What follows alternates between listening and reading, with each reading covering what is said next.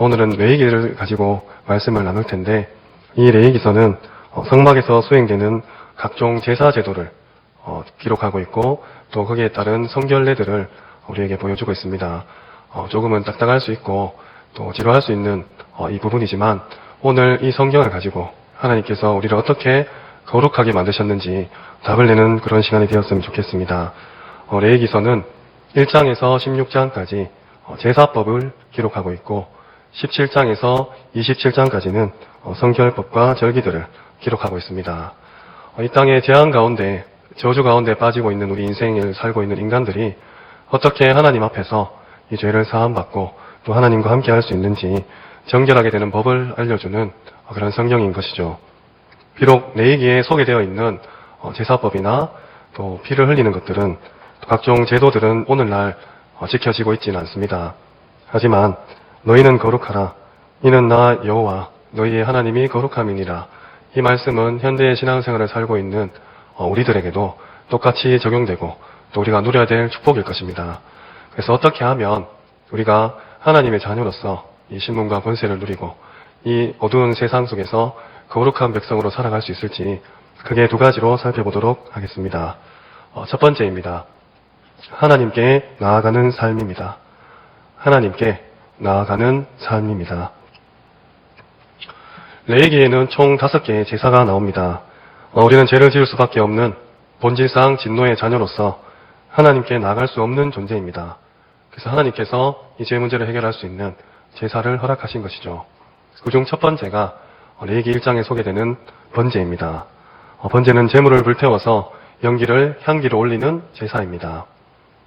생축에게 안수하여서 나의 모든 죄를 그 짐승에게 옮기는 의식을 한 뒤에 이 짐승을 완전히 불태워서 하나님께 바치는 것이죠. 피는 단 사면에 온전히 뿌리게 됩니다. 죄의 삭은 사망이므로 또 생명은 피에 있으므로 피를 흘리는 것이죠. 짐승을 각을 떠서 하나님 앞에 온전히 드립니다. 이 번제는 바로 그리스도를 예표하고 있습니다.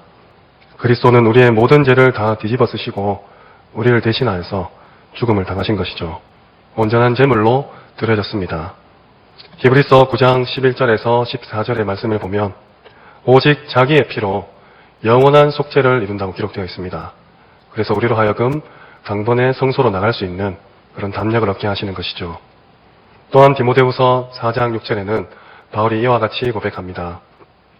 전제와 같이 내가 벌써 부어지고, 여기에서 전제는 번제를 드릴 때 마지막 의식으로서 그 제물 위에 붓는 포도주를 의미합니다. 바울이 하나님께 나아갈 때 이 전제와 같이 온전히 부어졌다고 고백했습니다. 또한 로마서 12장 1절에는 너희 몸을 하나님이 기뻐하시는 산 제사로 드리라고 기록되어 있습니다. 우리의 모든 몸이 하나님 앞에 온전히 드려지는 것이죠. 이것이 우리가 드릴 영적 예배라고 기록되어 있습니다.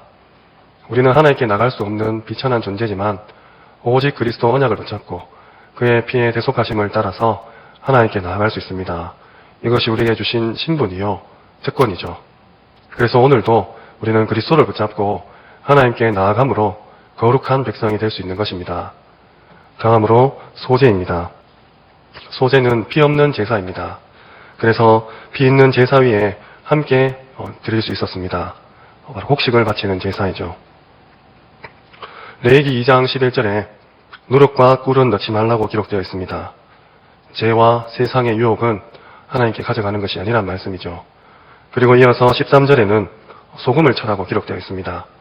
하나님께 나아갈 때 변치 않는 언약을 붙잡고 나아가는 것입니다. 그리고 남은 곡식들은 제사장과 성전 봉사자들에게 나누어 주게 되어 있습니다. 바로 감사합니다. 하나님께 감사를 드리는 제사인 것이죠. 우리가 예물을 드릴 때도 하나님께 반드시 감사하는 마음으로 정성을 다해야 할 것입니다.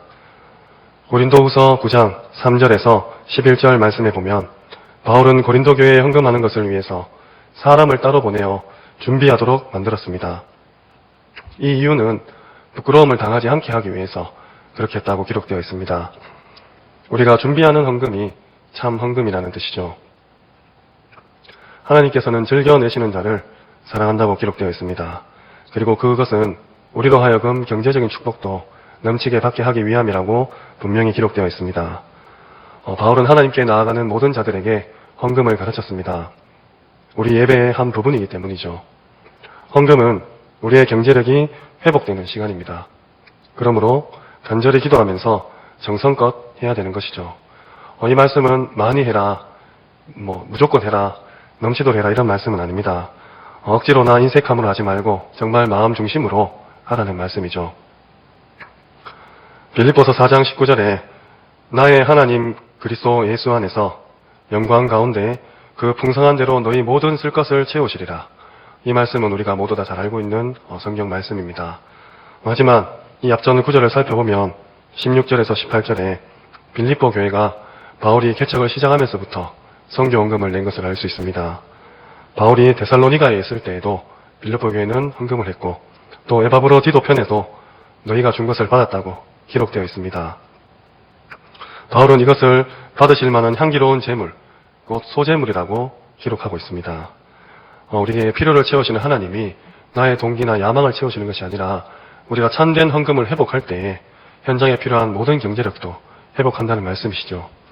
그러므로 하나님께 나아갈 때는 그리스도와 더불어서 반드시 감사하는 마음과 정성을 쏟아야 할 것입니다. 이것이 이 땅에서 우리가 구별된 자로서 할 수 있는 특권이죠. 세 번째, 화목제입니다. 레위기 3장에서 7절까지 나오는 이 화목제는 하나님과 사람, 또 사람끼리, 또 제사장과 사람이 화목하게 될 때에 드리는 제사입니다. 그리스도는 우리를 화평케 하는 제물이 되셨습니다. 로마서 5장 10절에서 11절 말씀에 우리가 원수되었을 때에 그 아들의 죽으심으로 하나님과 더불어 화목하였은즉 우리가 하나님과 원수되었을 때 예수 그리스도께서 그 사이를 화목하게 만들어 주셨습니다.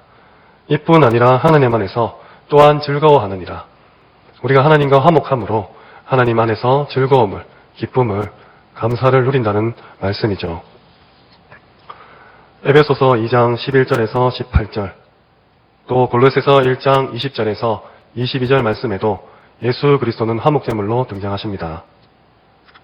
특별히 고린도후서 5장 18절에서 19절에 하나님께서는 우리에게도 화목케 하시는 직분을 허락하셨습니다.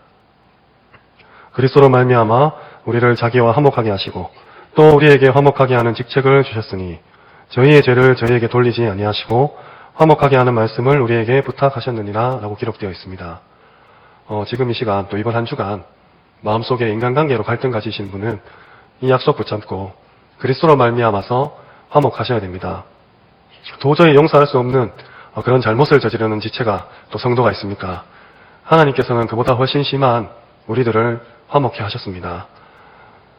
데살로니가 전서 5장 12절에서 13절에 너희 가운데서 수고하고 주 안에서 너희를 다스리며 권하는 자들을 너희가 알고 사랑 안에서 가장 귀히 여기며 너희끼리 화목하라고 기록되어 있습니다. 초대교회는 하나님과 함께 화목하는 그 복음이 전파된과 동시에 목숨을 걸고 신앙을 지키는 성도 간에도 이 화목을 약속으로 받았습니다. 주님은 화목케 하시는 복음을 우리에게 맡기신 것이죠. 분명히 기록되어 있습니다. 너희 가운데서 수고하고 주 안에서 너희를 다스리며 권하는 자들을 알아라고 기록되어 있습니다. 참된 복음을 깨닫고 이 복음을 누리게 되면 하나님의 말씀을 선포하는 주의 종이 너무나 귀한 것이죠. 또한 사랑 안에서 가장 귀히 여기며 화목해라. 모든 중직자분들, 또 직분자분들, 렘넌트에 이르기까지 특별히 영육 간의 질병 가운데 고통당하는 모든 지체가 우리에게 너무나 소중한 존재입니다. 정말로 그리스도께서 우리를 위해서 하나님과 화목하게 하시기 위해 십자가에 달려 돌아가신 이 약속을 붙잡으시고 오늘 가정에 또 가문에 혹 선후배 간에 또 직장 상사 간에 또 교회 안에 직분자 간에 갈등이 있으신 분들은 반드시 화목하시기를 바랍니다. 하나님께 나아가는 길입니다. 그리고 우리가 거룩하게 된 그 특권을 누리는 방법입니다. 악한 마귀는 우리를 이간질시키지만 하나님은 우리를 화목케 하라고 말씀하십니다. 네 번째, 속죄제입니다. 범죄한 사실을 깨닫고 구체적으로 회개를 드릴 때 제사장도 모든 회중도 평민도 속죄제를 드리라고 기록되어 있습니다. 누구든지 죄 사함을 받아야 되기 때문입니다. 레위기 4장 11절에서 12절 그리고 30절에는 피 전부를 담 밑에 쏟을 것이며 그 고기는 예루살렘 진 밖에서 불태워 드리라고 기록되어 있습니다. 여기서 속죄물은 당연히 예수 그리스도를 상징하고 있습니다. 그리스도는 자신 전체를 우리를 위해서 속죄물로 드려졌습니다.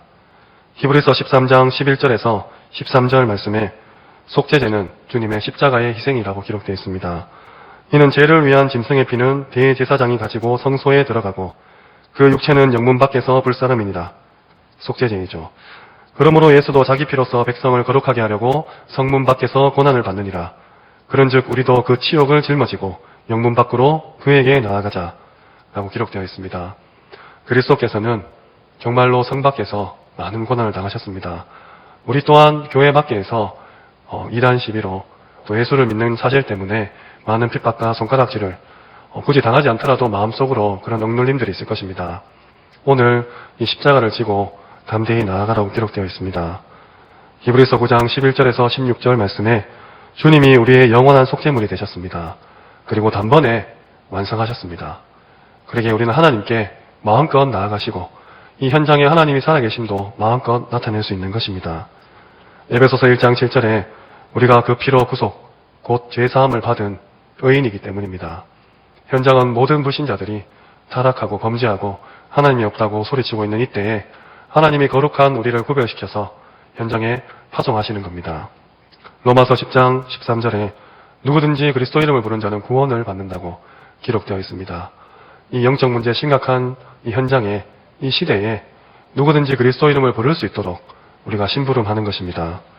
이 복음은 모든 믿는 자에게 나타난 하나님의 능력이라고 기록되어 있습니다.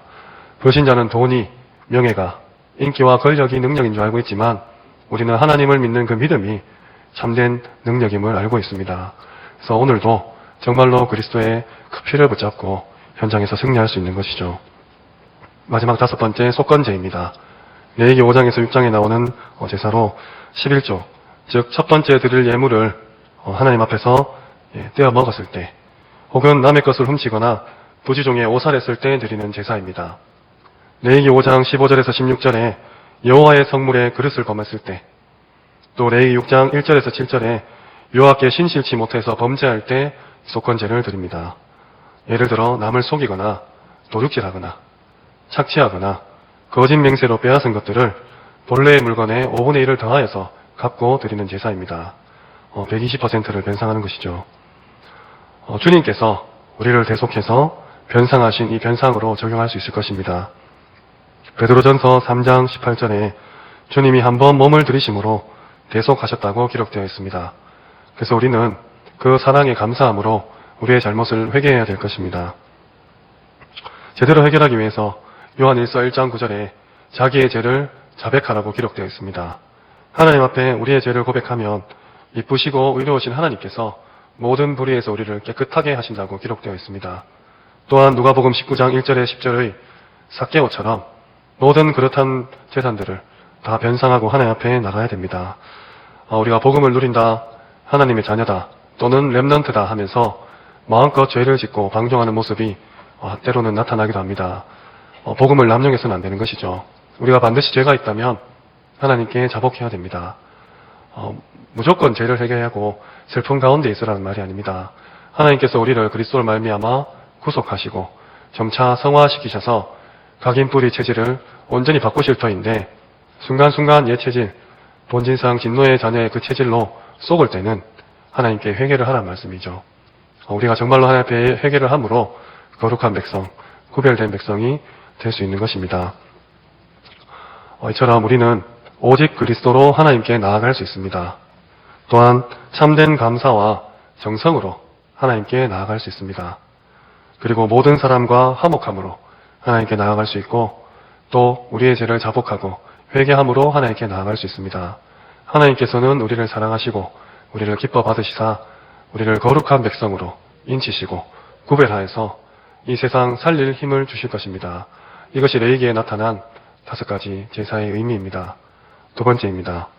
하나님과 동행하는 삶입니다. 하나님과 동행하는 삶입니다. 그리스도로 말미암아 하나님께 나아간 우리는 이제 남은 삶을 하나님과 동행할 수 있습니다. 사탄과 저주와 지옥 권세가 우리를 틈타지 못하도록 지켜주시는 것이죠. 이 방법으로서 하나님이 이스라엘에게 허락하신 것이 절기였습니다. 이스라엘은 10개가 넘는 지켜야 될 날들과 제사가 있는 거룩한 백성이었습니다. 그 중에 특별히 지키는 절기가 출애굽기 23장 13절에서 16절에 나오는 유월절과 오순절과 수장절입니다. 유월절은 종교력으로는 1월 14일 저녁에 드리는 그런 절기입니다. 이스라엘이 애굽에서 해방된 날을 기념하기 위해서 만드신 날이죠. 바로 구원에 대한 부분입니다. 그리고 오순절은 미래 첫 소산을 하나님께 드리는 절기입니다. 3월 6일로 지키고 있었습니다. 이는 초실절에 보리를 드린 날로부터 50일째 되는 날이라고 하여서 오순이라는 이름을 붙이게 되었습니다. 신약에 와서는 예수님께서 승천하시던 해에 첫 오순절에 성령이 강림하였기 때문에 성령 강림절이라고도 부릅니다. 광야 길 가운데 이스라엘 백성을 인도하신 그 축복을 나타내고 있지요. 수장절은 출애굽 이후에 40년 동안 광야 생활을 지켜주신 하나님의 은혜에 감사하면서 드리는 절기입니다. 광야에서 장막을 치고 즐기던 축제이죠. 종교력으로는 7월 15일부터 한 주간 이 절기를 지켰습니다. 한 해 농사를 마치고 은혜에 감사하는 그런 절기였죠. 우리의 신분을 보장하시고 천국을 예비하신 그런 것을 기념할 수 있는 절기라고 할 수 있습니다. 또한 레위기 16장 1절에서 10절에는 국가적으로 지키는 대속죄일이 있었습니다. 7월 10일입니다. 이날에는 대제사장이 자신과 권속을 위해서, 또 성전 안에 있는 성물과 성소를 위해서, 또 이스라엘 온 백성을 위해서 속죄를 드리는 날입니다. 이때는 2마리 염소를 취해서 제비를 뽑아서 한 마리는 하나님께 속죄제로 드리고 한 마리는 광야에 놓아서 풀어줍니다. 이게 아사셀의 염소라는 것이죠. 이스라엘의 죄를 짊어주고 광야로 보내는 것이죠. 이 대속죄일에는 1년에 한 차례 있는 것으로 대제사장이 딱 한 번 지성소에 희생의 피를 가지고 가는 그런 절기입니다. 또한 레위기 23장 3절에는 거룩하게 지키는 안식일이 있습니다. 하나님이 천지 창조 후에 7일째 되는 날 안식하는 그 날을 기념한 것이죠. 또한 레위기 25장 3절에는 안식년도 있습니다. 7년을 주기로 마지막 해를 지키는 것입니다.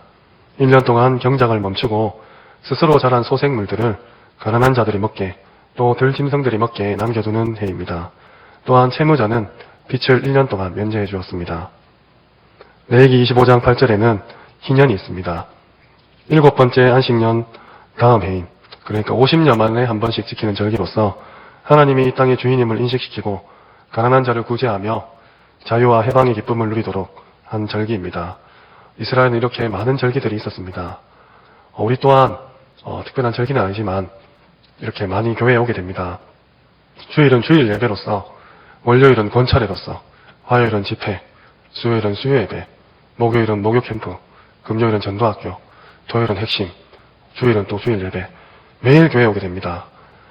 정말로 이 절기를 기념했던 이스라엘 백성처럼 하나님과 동행할 수 있는 삶을 살도록 하나님께서 예배해 주신 절기들이죠. 정말로 말세 때 모이기를 피하는 이 시대에 하나님께서는 우리와 함께 하시기 위해서 이런 날들을 허락하신 것 같습니다. 특별히 레위기 23장 1절에서 3절에 안식일에 성회가 있습니다. 광야길 가는 동안 예배를 회복하라는 것이죠. 구약에서 신약으로 오면서 변한 것들이 많이 있습니다. 짐승을 잡는 것이나 피를 흘리는 것은 지금 하지 않고 있죠. 그렇지만 우리는 주의를 지키고 예배를 드립니다. 그래서 예배하는 동안 참 축복을 받아야 합니다. 주님께서 주시는 참된 안식도 누려야 합니다. 은혜도 받고 임마누엘 응답도 우리가 누려야 할 것입니다. 그래서 안식일을 정하시고 성회로 모이라고 하셨습니다. 하나님과 동행할 수 있는 유일한 삶, 그 중심에 바로 예배가 있는 것입니다. 이어서 4절에는 6월절에 성회가 나옵니다. 6월절은 구원을 의미하죠. 구원을 받은 사람만이 이 안식일의 축복을 누릴 수 있다는 겁니다. 우리가 예배당에 와서 예배드리는 것은 하나님께서 택하신 구원받은 자만 할 수 있는 특권입니다. 또한 23장 5절에서 8절에는 무교절이 나옵니다. 6월절 다음 날로 지키는 이 무교절은 누룩이 들어가지 않는 딱딱한 빵을 먹습니다. 빵을 그냥 두면 한 달 내내 먹지 못하지만 누룩을 넣지 않으면 한 달이 지나도 이 빵을 먹을 수 있습니다. 당시 가나안 땅을 향해 가고 있던 이스라엘 백성들은 이 누룩을 넣지 않은 빵을 먹음으로써 자신들의 사명을 각인시켰습니다. 딱딱했지만, 그리고 이 광야길이 힘들고 외롭고 두려웠지만 하나님께서 예배하신 그리스도가 오실 그 땅을 향해 가는 그것을 기념하는 무교절이라고 할 수 있는 것이죠. 하나님이 우리와 함께 동행하는 가운데 우리가 축복을 누리는 동시에 사명을 깨닫고 헌신으로 감당해야 될 것입니다. 하나님은 거룩한 하나님이십니다. 다른 하나님이란 말이죠. 이 하나님께서 우리와 함께 하십니다. 그러기에 우리도 거룩한 신분입니다. 다른 신분이란 말이죠. 이것을 붙잡아야 합니다. 우리가 굳게 붙잡아야 될 유일한 것은 나는 하나님의 자녀다. 여기에 대한 정체성일 것입니다. 이것을 발견하는 날로부터 많은 것들이 새롭게 시작될 것입니다. 우리는 운명하고 상관이 없습니다. 사탄하고도 상관이 없습니다. 저주와도 관계가 없고 지옥 권세에서도 빠져나왔습니다. 우리는 하나님의 자녀이기 때문입니다. 그러므로 너희도 거룩하라. 하나님이 이 말씀을 이스라엘에게 수없이 말씀해 주십니다. 지금 우리에게도 이 타락하고 더러운 세상에서 구별된 자로 우리를 부르시고 세우셨습니다. 우리가 이 신분을 놓친다면 이것만큼 억울한 일은 없을 것입니다. 하나님께서 주신 거룩한 신분을 놓치고 불신자와 똑같은 삶을 살다가 겨우 천국에 가는 수준이라면 정말 사탄이 좋아하고 우리로서는 억울한 일이죠. 그래서 이 언약을 붙잡는 순간부터 오는 이 응답을 체험하시고 받으셔야 됩니다. 예배할 때마다 이제는 다른 일들이 일어날 것입니다. 하나님은 그런 귀신 같은 존재가 아니기 때문에 우리가 이 약속을 정말로 나의 것으로 붙잡기를 소원합니다. 우리는 단지 세상에서 밥을 먹고 인기를 누리고 권력을 행하고 또 돈을 쓰고 자녀들이 좋은 대학 입학하고 또 좋은 직장에 취직하며 좋은 배우자 만나서 결혼해서 또 좋은 후대 낳고 그렇게 마음대로 편하게 살려고 신앙생활하는 것이 아닙니다. 정말로 이 혼탁한 세상에 그리스도 복음을 증거하기 위해서 하나님의 나라를 확장하기 위해서 성령 충만한 제자를 세워서 이 언약이 변질되지 않고 오고 오는 세대에 전달되므로 우리 후대들에게까지 이 언약이 계승되기 위해서 신앙생활하고 있는 것입니다. 베드로전서 2장 9절에 너희는 왕같은 제사장이요 라고 기록되어 있습니다. 하나님께서 우리의 왕과 같은 신분을 주셨습니다. 그리고 제사장의 신분도 허락하셨습니다. 이어서 너희는 거룩한 나라요 구별된 백성이라고 말씀하십니다. 정말로 하나님께서 나를 거룩하게 생각하고 계십니다. 그래서 거룩하지 않은 많은 사람들을 살리라고 오늘도 미션을 주고 계신 것이죠. 그의 기이한 빛에 들어가게 하신 이의 아름다운 덕을 선포하게 하심이라 라고 기록되어 있습니다. 나는 하나님의 자녀입니다. 마귀에게 종로로 사는 그 시절은 완전히 끝났습니다. 이 사실 하나만 붙잡아도 눈에 보이지 않는 하나님께서 눈에 보이지 않는 천군 천사를 파송하여서 눈에 보이지 않는 기적의 역사로 우리의 삶을 정말로 거룩하고 구별되게 만드실 것입니다. 믿지 않는 자들이 보고 인정할 만큼 우리를 거룩한 자로 여기게 될 것입니다. 말씀을 맺겠습니다. 본서에는 전체 27장 가운데 20장이 여호와께서 모세에게 말씀하여 이르시되 라는 말로 시작합니다. 하나님께서는 오늘도 우리에게 말씀을 주고 계신 것이죠. 레위기에서 가장 주목할 말씀이 있다면 바로 17장 11절에 모든 생명은 피에 있으며 피가 죄를 속한다는 말씀입니다. 이는 레위기서 전체를 뚫는 말씀으로 모든 제사법들 또 성결하게 하는 법의 핵심이 피제사에 있음을 보여줍니다. 이는 히브리서 9장 22절에 죄를 지은 자는 반드시 죽을 수밖에 없고 또 죄 용서를 받고 구원을 얻어서 성결하게 되기 위해서는 피가 요구된다는 그 사실을 말하고 있습니다. 로마서 5장 6절에서 21절에 신약에서 그리스도가 인류의 죄를 대속하기 위해서 십자가 죽음을 죽어야 했던 대속의 원리를 예표하고 있는 것이죠. 우리는 그리스도로 말미암아 하나님께 나아갈 수 있습니다. 그리스도로 말미암아서 하나님께 나아가고 예배를 통해서 하나님과 동행할 수 있습니다. 이것이 오늘 우리가 붙잡아야 될 말씀입니다. 현장은 하나님이 없다고 지금도 뉴스를 통해서 또 과학을 통해서 정치, 경제, 사회, 문화를 통해서 우리에게 말하지만 우리는 오직 그리스도로 말미암아서 하나님과 함께 또 하나님께 나아가고 동행하는 삶을 살 수 있습니다. 고린도전서 3장 17절에 하나님의 성전은 거룩하니 너희도 그러하다. 우리 하나교회가 정말로 이 지역에 대표되는 교회로서 정말로 이 지역의 흑암 문화를 꺾고 이 시대를 바꿀 대표적인 축복받은 교회로서 복음으로 하나 되고 전도로 하나 될 그리고 훗날에 기억될 교회로서 거룩하다면 여기 앉아 계신 모든 우리 하나교회 성도님들도 이 동일한 축복을 받는 것입니다.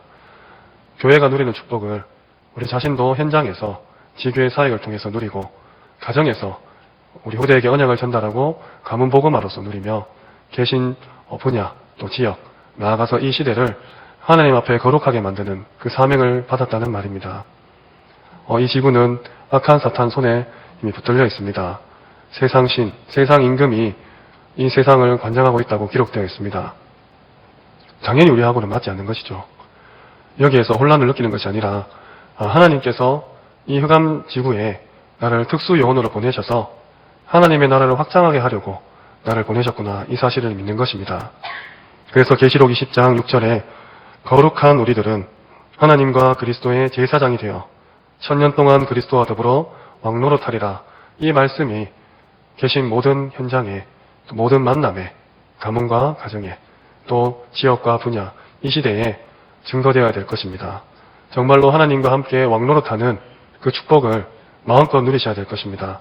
정치, 경제, 사회, 문화에 우리 귀한 렘넌트들이 진출하여서 하나님이 살아계심을 떳떳이 나타내고 믿지 않는 자로 하여금 부정할 수 없게끔 큰 증거도 없고 역사도 누려야 할 것입니다.